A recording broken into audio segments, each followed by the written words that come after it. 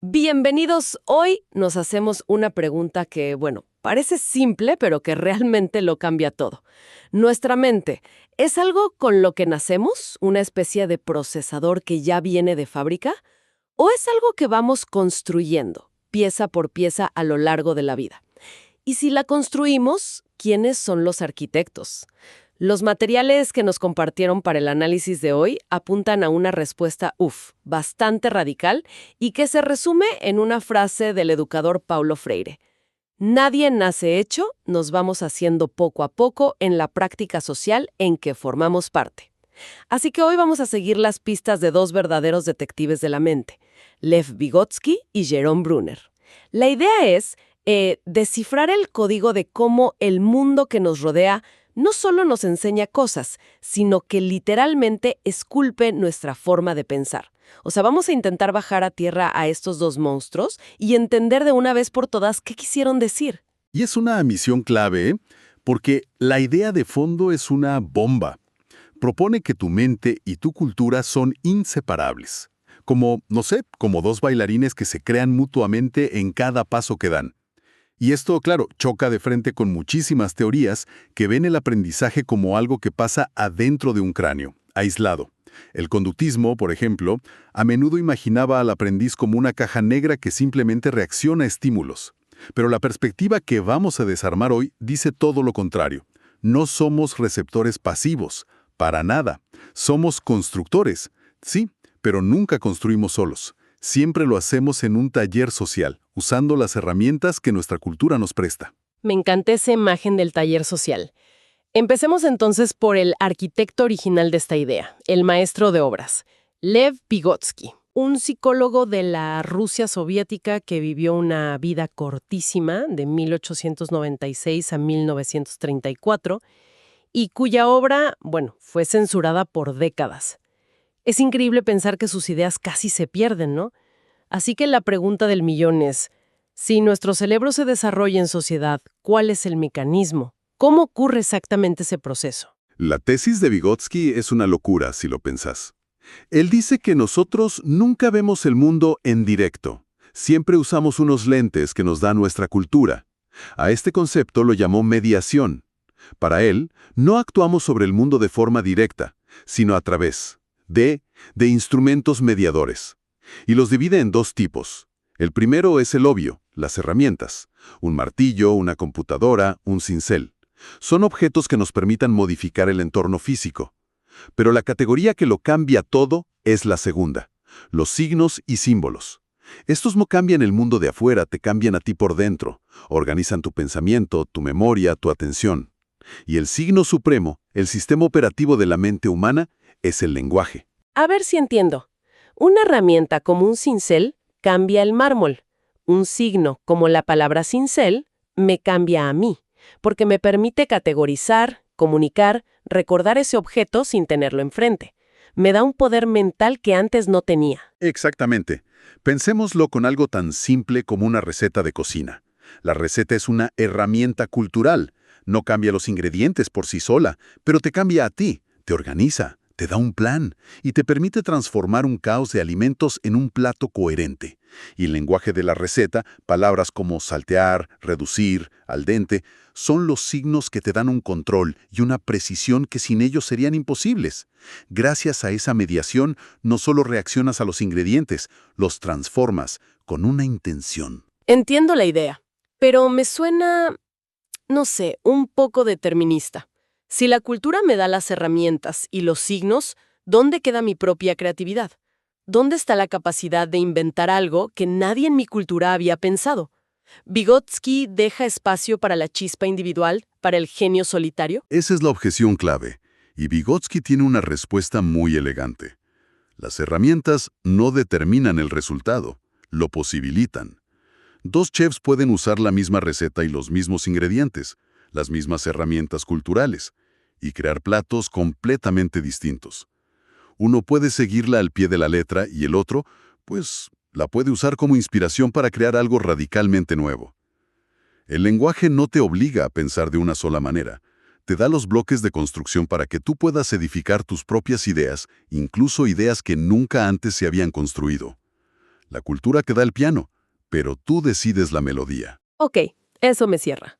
La cultura nos da el piano, pero ¿cómo aprendemos a tocarlo? Esas herramientas, esas palabras, esas recetas están ahí afuera, en el mundo social. ¿Cómo se meten dentro de nuestra cabeza y se convierten en nuestro propio pensamiento, en nuestra propia melodía interna? Aquí es donde Vygotsky saca su conejo del sombrero, la ley de doble formación. Él plantea que toda función psicológica superior, y con esto se refiere a todo lo complejo, pensar en conceptos, memorizar a propósito, dirigir tu atención, aparece 2 veces en la vida de una persona. Y primero, aparece en el plano social, entre personas. Lo llama el nivel interpsicológico. Es una conversación, un juego, una colaboración con alguien más.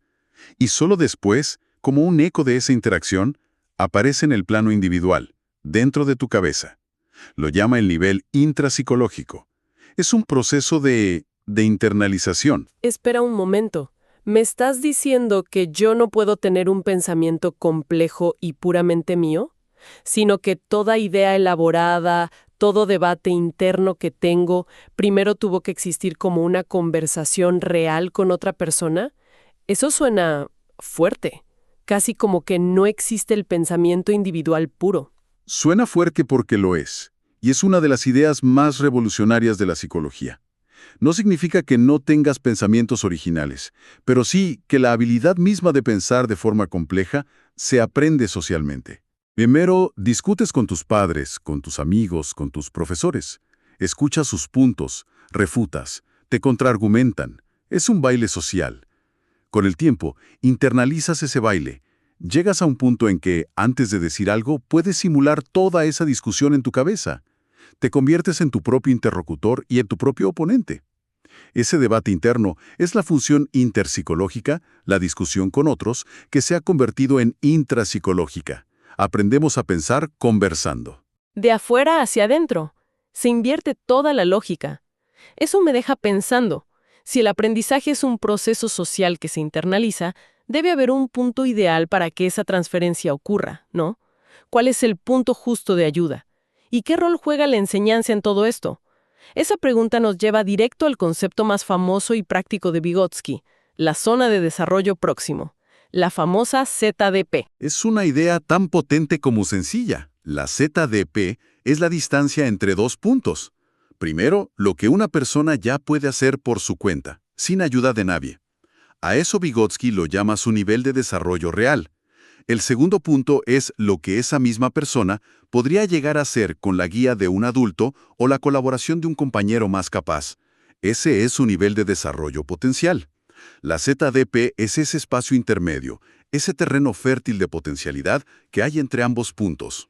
Ah, o sea que no se trata de enseñar lo que ya es fácil, ni tampoco lo que es imposible, sino lo que está justo al borde de lo que una puede lograr. Exacto.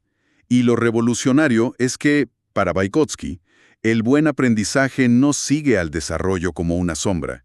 Al contrario, tira de él. La buena enseñanza se adelanta, opera directamente en la ZDP. Piensa, no sé, en un desarrollador junior en un equipo de software.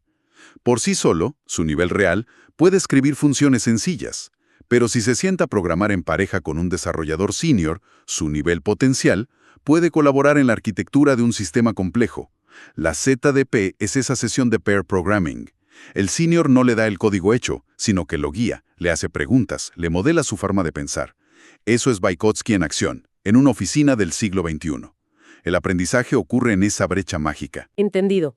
Vygotsky nos da este mapa increíble de la mente, nos muestra que el tesoro del aprendizaje está enterrado en esa zona de potencial. Pero me deja una duda enorme. Una cosa es saber que el tesoro está ahí, y otra muy distinta es tener el pico y la pala para desenterrarlo, ¿no? ¿Cómo navegamos esa zona en la práctica? Supongo que alguien tuvo que pensar en cómo diseñar las herramientas para excavar ahí. Absolutamente. Vygotsky fue el arquitecto que diseñó el plano. Pero fue un psicólogo estadounidense, Jerome Bruner, quien se puso el casco de ingeniero y nos dijo cómo construir el edificio. Bruner, que vivió de 1915 a 2016, fue quien redescubrió y popularizó a Vygotsky en Occidente. Pero no se quedó ahí. Se obsesionó con la pregunta que acabas de hacer. ¿Cómo diseñamos la educación para que sea una intervención deliberada y eficaz en la ZDP? Para eso, desarrolló lo que llamó una teoría de la instrucción. Su meta no era solo describir cómo aprendemos, sino prescribir cómo podemos enseñar mejor. O sea, Brunner es como el manual de instrucciones que le faltaba a la teoría de Vygotsky. Y según los apuntes, él tenía una frase muy audaz que resumía su filosofía. Se puede enseñar cualquier materia a cualquier niño en cualquier edad, si se hace en forma honesta. Vamos, cualquier cosa a cualquier edad. ¿Me estás diciendo que le puede enseñar física cuántica a un niño de 5 años? Suena a una exageración. Parece una exageración, pero la palabra clave ahí es honesta. No significa simplificar el tema hasta que pierda su esencia. Significa encontrar el núcleo de la idea y presentarlo de una forma que sea intelectualmente honesta y accesible para la forma de pensar de esa persona. A un niño de 5 años no le vas a enseñar las ecuaciones de Schrödinger, claro que no. Pero sí puedes enseñarle el principio de superposición a través de un juego donde una pelota puede estar en 2 cajas a la vez hasta que abres una. Estás enseñando la idea central de la cuántica de una forma honesta para su nivel cognitivo. Y para estructurar este proceso, Brunner propone el concepto de currículo en espiral. Currículo en espiral. ¿Significa que es simplemente repetir lo mismo una y otra vez? No es repetición, es profundización. La idea es que vuelvas a los mismos conceptos fundamentales periódicamente, pero cada vez con mayor complejidad y desde un ángulo más sofisticado. Piensa en cómo se aprende historia. En primaria, aprendes sobre los romanos, como un bloque, togas, coliseos, emperadores. En secundaria, vuelves a los romanos, pero ahora distingues entre la república y el imperio. Analizas las guerras púnicas, las clases sociales. En la universidad, vuelves otra vez, pero ahora lees fuentes primarias, debatiendo sobre las políticas agrarias del Senado tardo-republicano. Siempre son los romanos, pero la espiral se va haciendo más ancha y profunda. No reemplazas el conocimiento anterior, construyes sobre él. Bien, Eso tiene mucho sentido. Es como revisitar un paisaje en diferentes estaciones del año. Cada vez ves detalles nuevos. Pero si el docente tiene un rol tan activo en diseñar esta espiral, ¿qué pasa con el estudiante? ¿Cómo se logra un equilibrio para que no sea simplemente el profesor dándole todo hecho? Brunner habla de aprendizaje por descubrimiento. Pero ¿cómo funciona eso sin dejar al aprendiz perdido en el bosque? Esa es la pregunta del millón. Y la respuesta de Brunner es el concepto de aprendizaje por descubrimiento guiado. Y aquí es donde toma las ideas de Vygotsky y, bueno, les pone motor. No se trata de abandonar al aprendiz a su suerte. El rol del docente es ser un arquitecto de problemas. Crea un entorno, una pregunta, un desafío que esté justo en la ZDP del estudiante. Y le da las herramientas justas y necesarias para que pueda construir la solución. Y la principal herramienta para esa construcción es lo que Brunner, popularizando una idea de sus colegas, llamó andamiaje o scaffolding. Como los andamios en una obra. Están ahí para sostener la estructura mientras se construye, pero la meta siempre es quitarlos para que el edificio se sostenga solo. Es la analogía perfecta. El andamiaje es ese apoyo temporal que el experto le da al novato. El experto hace las partes de la tarea que el novato todavía no puede hacer. Pensemos en un niño aprendiendo a andar en bicicleta. Las rueditas de apoyo son un andamio. El padre corriendo detrás y sosteniendo el asiento es un andamio. El objetivo nunca es sostener la bicicleta para siempre, sino ir soltando poco a poco a medida que el niño internaliza el equilibrio. El buen andamiaje siempre está en proceso de desaparecer. Y me imagino que no es solo un apoyo físico, ¿no? Sino también verbal. El diálogo debe ser clave. Absolutamente. Y ese es el segundo concepto que Brunner refina. El préstamo de conciencia. Es una idea bellísima. Se refiere a cómo, a través del diálogo, el experto le presta al novato su propia conciencia, su forma de estructurar el problema, su monólogo interno. Recuerdo intentar armar un mueble de esos que vienen en caja. Mi hijo, que era pequeño, quería ayudar. Yo no solo le decía, pásame ese tornillo. Le iba narrando mi proceso mental. A ver, el manual dice que la pieza A se une a la B con el tornillo largo. ¿Por qué el largo? Ah, porque tiene que atravesar esta madera más gruesa. Vamos a buscarlo. Le estaba prestando mi conciencia, mi forma de decodificar el problema. Él no solo aprendía a armar el mueble, Aprendí a pensar en cómo armar el mueble. Ese es el momento mágico donde el conocimiento social se transfiere y se hace propio. Increíble. Es como si el verdadero aprendizaje no fuera la respuesta, sino la internalización de la forma de hacer la pregunta. Bueno, si tratamos de juntar todas estas piezas, me parece que la conclusión es que nuestras mentes no se descargan en el nacimiento, sino que se construyen conversación a conversación, interacción a interacción, usando las herramientas que nuestra cultura nos deja a mano. El aprendizaje, entonces, es un proceso artesanal y profundamente social, que va de afuera hacia adentro. Exacto. Y los dos pensadores que vimos hoy se complementan a la perfección. Vygotsky nos dio el gran plano de la obra, el por qué y el qué. Nos mostró que la mente se construye socialmente y nos señaló la zona de desarrollo próximo como el lugar exacto de la construcción. Y luego llegó Brunner, el capataz, y nos dio el manual del cómo. Nos enseñó a diseñar currículos en espiral para revisitar la obra y, lo más importante, nos enseñó a montar y desmontar andamios para trabajar de forma segura y eficaz en esa zona de potencial. Una dupla imbatible. Y todo este análisis de los textos nos deja flotando una pregunta final que me parece ineludible. Vygotsky y Brunner pensaron y escribieron todo esto mucho antes de la era digital, de Internet, de la inteligencia artificial. Lo que nos lleva a preguntarnos, hoy, ¿cuáles son los instrumentos mediadores que están moldeando nuestras mentes? Las redes sociales, los algoritmos, las plataformas de video, ¿son los nuevos andamiajes culturales? Y la pregunta más inquietante es, si lo son, ¿están diseñados para producir verdaderos préstamos de conciencia y ayudarnos a construir un pensamiento más profundo? ¿O están creando una dependencia, facilitando un intercambio tan superficial de información que corremos el riesgo de olvidar cómo construir el edificio por nosotros mismos?